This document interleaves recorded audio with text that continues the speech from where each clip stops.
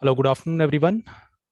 So we are live again. Welcome to the YouTube channel of Ranker Buzz.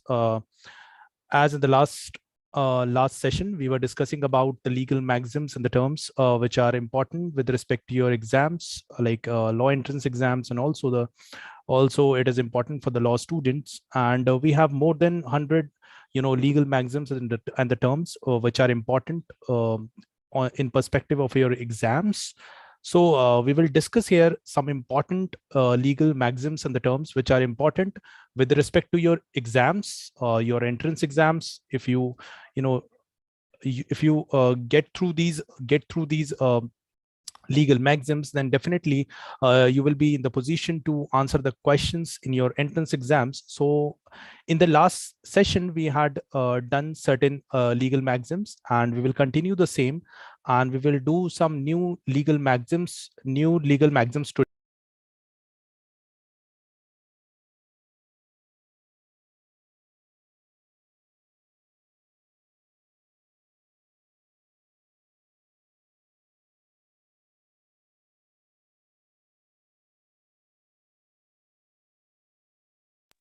So in the last session, we have done about 10 legal maxims, and today we will start the next legal maxims which we have there with us. So the very first legal maxim which we have here is the Audi Altrum partem. So this is a legal maxim which means that no man shall be condemned unheard. So this is one of the principles of the the natural justice. Also, this is also a principle of natural justice, that no one should be punished, or no one should be held guilty without hearing the his or her part. Okay, so before condemning anything, before giving any kind of punishment to someone, you must hear the other side also. Even in the case of the terrorist, you must have seen in the case of Kasab, he was also given a chance to give his view and give his part of statements, because it is a natural justice principle that everyone should be given a equal and fair chance to present his statements and the views. So this principle stands for that only. Now next coming to the next important legal maxim, this is ubi jus ibi remedium est. Here it says, it means that where there is a right, there is a remedy. Means whenever you have a right, whenever there is a presence of any right, there will definitely be a remedy. If I take an example here, so we can take the example of the fundamental rights. Like, you have fundamental rights in the Constitution of India, and these are the rights provided to almost to every citizen of India, and some rights are even universal in nature, available to everyone who is there in India. So these are the rights given by the Constitution. At the same time, if these rights are infringed, if these rights are infringed and their infringement has taken place, then you have the option of going to the respective High Court as well as the Honorable Supreme Court. High Court under Article 226 and Supreme Court under Article 32 of the Constitution. So this maxim applies here also, that once you have this right, you also have the remedy if it is infringed. So these two things go with each other. Okay, rights and the remedies. So this maxim means the same. Now coming to the next important legal maxim, that is actionis legis. So here, legis means the law, and actionis means some kind of suit. So it means lawsuit. Like, if you have to file a case, then sometimes, as you use this term, I will file a lawsuit against this person. So that lawsuit in when we see in the form of legal maxim, then it will be written like actionis legis, and it will mean lawsuits. Now coming to the next one, essentio mentium. Okay, assentium means the meeting of the minds or mutual assent. For example, if I take an example here to make you understand, then we can say that, if there is person called A, B, C, and D, and you know they are going to commit a crime at some spot, and this A, B, C, and D, they have certain predetermined things, and they have planned for this particular crime which they are going to commit at this spot. They have already planned, and they have meeting of minds, means they have already pre-planned in their mind that what is the role being played by, which person will play the, what role. So this is called meeting of the minds or mutual assent, that they have given mutual, consent to each other, that I will commit this crime along with you and I will play this role.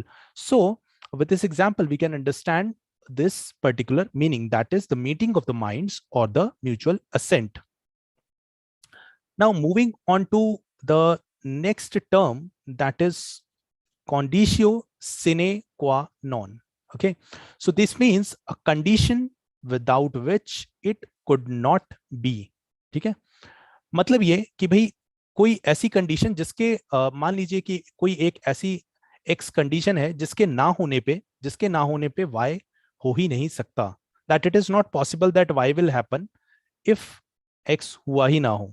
ठीक है, जैसे अगर इसके अंदर हम कोई example लेना चाहे तो we can say that if this person a is somebody saying that this person A has committed the murder of B, who was standing in front of him, and A, who is who to whom it was alleged that he has committed this crime, he must have he was tied in a chair. उनको क्या है कि हाथ पैर सब बंधे हुए थे, but इस रूम के अंदर ये दोनों अकेले थे.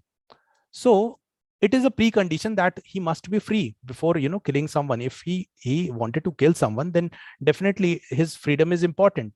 Okay, if he's tied in the chair or something, he cannot move himself, how can he murder someone? So this is a precondition which must be fulfilled, then only he can murder someone. So here we can see a condition without which it could not be, means ये एक condition है कि भाई इसका free होना जरूरी है, otherwise it is not possible that he can commit such a heinous crime. Okay, so now moving on to the next legal maxim, that is jus gentium. Okay, jus is nothing but law, when it is talking about law, and gentium means nations, means general law, which is applicable on the nations. It is not limited to the municipal area, but it is applicable in the nations. Okay, like for example, if there is an international treaty been which has been followed by many countries, or it has been almost every country will follow this particular law. Like we have certain human rights which every country is expected to follow. So that law, we can say that law of the nations, that is jus gentium, which is general in nature. Then coming to two important terms, and you may have heard these terms in the news or somewhere. Like one is libel and the slander. They both are nothing but they are a form of deformations. Okay, by defamation you may understand like defaming something or defaming someone. Okay, passing certain derogatory remarks on someone, or some false statement about a big personality, and in that situation, when such a derogatory remark has been passed, his stature in the society, or he may suffer certain kind of losses due to that particular statement, which is not true. So that is called defamation. And there are two types of defamation. Like one is in the oral form, in which somebody is speaking something about someone, and one is written form, in which somebody is writing an article, or writing on the Facebook, or writing on a platform in which it is reachable to the mass and the public, and it is possible that his stature will be at stake if that statement is in public, and public believe it to be true, which is actually not a true statement. So coming to this libel, Libel means written defamatory statement. When the defamatory statement is in the form of writing, when it is in the form of writing, then we will call it libel. Whereas, when it will be in the form of oral defamation means when it is oral in nature, when somebody is speaking, like for example somebody is speaking in a public gathering, huge number of people are there, like public rally, like rallies done by the politicians and all, and they are passing certain derogatory remarks against someone, which is not true, which is not true with the facts, and it will definitely create a perception in the minds of people who are listening to him, something wrong about that person. Okay, so that is called oral defamation. So these two terms must be clear, that what is libel and what is slander. These are two kinds of defamations, and defamation, you must be knowing that defamation is a crime. It can be compensated under the law of torts, as well as it has a criminal backing also. Like it can be someone can be charged under the criminal law also when it is defamation. So there are two remedies available when it comes to the defamation. Now coming to the next term, that is nemo judex in causa sua. Okay, so this is also a principle of natural justice, as I have told above. There was another natural justice principle. This is also a principle of natural justice. Okay, because this is something which is naturally available to everyone. So this says nobody can be judge in his own case. Like for example, if A has committed some crime, or A has committed some fraud, and the judge sitting here, B, in the court, he is a relative of this person, maybe son, daughter, or cousin, or somebody, or friend, very close friend or something. So if it is there, he must not listen, or he may not not accept this case to be heard in his court. He must clarify that this person is related to me, so I may not be able to hear this case.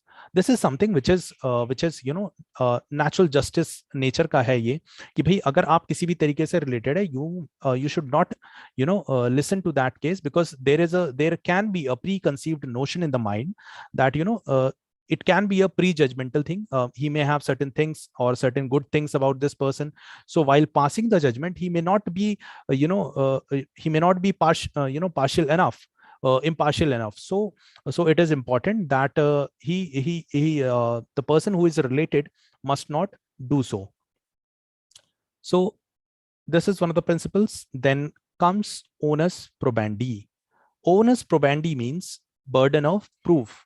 These terms we use when what happens when some A put some allegation on B, that A is saying that B has committed this thing and he has committed this fraud.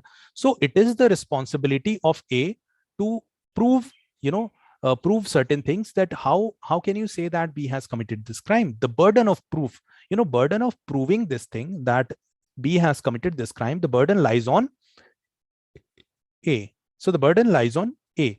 Okay. So this particular maxim is used here, that is onus probandi. So these were certain important legal maxims which can be asked in your entrance exam as well as in your academic exams. So please look at these legal maxims and read them, prepare them, you can watch it again and again to remember these things. And thank you so much for listening to me. We will come up with another session of the legal maxim next time very soon, and then we will cover some more important legal maxims with respect to your exams. So thank you so much everyone. Thank you for joining.